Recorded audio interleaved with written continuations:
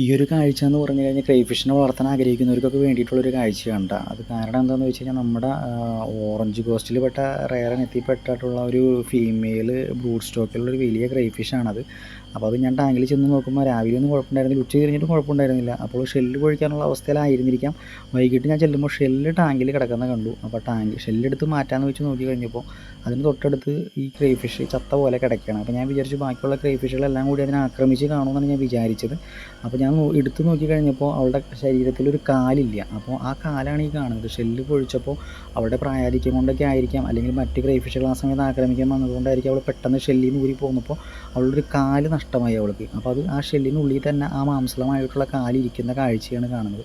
അപ്പോൾ നമുക്ക് അവളെ കിട്ടുമ്പോൾ അവളൊരു സൈഡിലേക്ക് ചെരിഞ്ഞ് കിടക്കുന്ന ഒരു അവസ്ഥയിലായിരുന്നു. ഞാൻ അപ്പോൾ തന്നെ അതിനെടുത്തൊരു ടബിലേക്ക് മാറ്റി.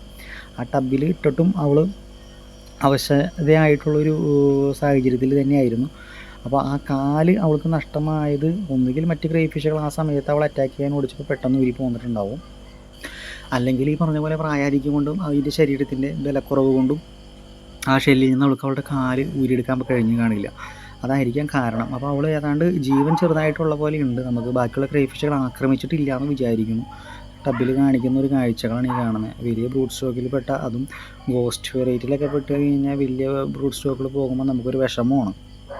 അപ്പോൾ അതിനെ ഒന്ന് റിക്കവർ ആക്കാനുള്ളൊരു പരിശ്രമമാണ് ഈ കാണുന്നത്.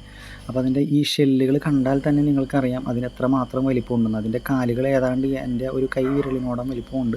അതിൻ്റെ മൊത്തം ശരീരം എൻ്റെ ഒരു കൈപ്പത്തിയുടെ ഉള്ളിലിരിക്കുന്ന രീതിയിലുള്ള വലിപ്പം അതിനുണ്ട്. അപ്പോൾ അത്രയും വലിയൊരു ക്രൈഫിഷാണ്. നമുക്ക് നഷ്ടമാവോ ഇല്ലയോ എന്നൊക്കെ ഉള്ളൊരു സംശയത്തിൽ നിന്നായിരുന്നു ആ കുറച്ച് നേരം. അപ്പോൾ തന്നെ ഞാൻ അതിനെ പിടിച്ച് ആ ടബിലേക്കൊക്കെ മാറ്റി ഇട്ടതുകൊണ്ടും ഞാൻ കണ്ടതുകൊണ്ടും അത് ചിലപ്പോൾ റിക്കവർ ആവാൻ സാധ്യതയുണ്ട്. കാരണം അവളിപ്പോൾ പതുക്കെ എഴുന്നേറ്റൊക്കെ തുടങ്ങുന്നൊരു കാഴ്ചയാണ് ഈ കാണുന്നത്. ചെരിഞ്ഞ് കിടന്ന അവസ്ഥയിൽ നിന്നും ഇപ്പോൾ അവൾ കണ്ണൊക്കെ ചിമ്മി നേരെ എത്തിയിട്ടുണ്ട്. എങ്കിലും അവൾക്കൊരു കാലില്ല. ഇനിയിപ്പോൾ ഷെല്ല് വരുന്നതോടുകൂടി തന്നെ അവൾക്ക് കാലുകൂടെ വരുന്നത് വരെ ഇനി വെയിറ്റ് ചെയ്യണം. എന്നാലേ ഇനി നമുക്ക് അവളെ കമ്മ്യൂണിറ്റി ടാങ്കിലേക്ക് മാറ്റാനായിട്ട് പറ്റുള്ളൂ.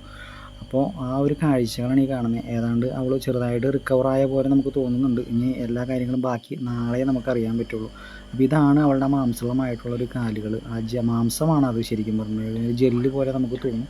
അപ്പോൾ അവളുടെ ഈ കാലിൻ്റെ ഉള്ളിൽ നിന്ന് അത് വിട്ട് കിട്ടാത്തത് കൊണ്ടാണ് അവൾക്ക് ആ കാല് നഷ്ടമായത്. ഞാൻ ആദ്യം കരുതിയത് ബാക്കി ക്രൈഫിഷുകൾ ആക്രമിച്ചതായിരിക്കും എന്നാണ്. അങ്ങനെ ആക്രമിച്ചിരുന്നെങ്കിൽ ഒരു പക്ഷേ നമുക്ക് അവളെ റിക്കവർ ചെയ്യാൻ പറ്റുമായിരുന്നില്ല. എങ്കിലും ഇപ്പോൾ അവൾ കുറേശ്ശെ ഓക്കെ ആയി തുടങ്ങിയിട്ടുണ്ട്. ആ കാഴ്ചകളാണ് ഈ ടബിൽ കാണുന്നത്. അവൾ നേരെ ഇരുന്ന് തുടങ്ങിയിട്ടുണ്ട്. അപ്പോൾ ഒരു പക്ഷേ നാളെ ആകുമ്പോഴേക്കും അവൾ റിക്കവർ ആവുമെന്ന് വിചാരിക്കുന്നു.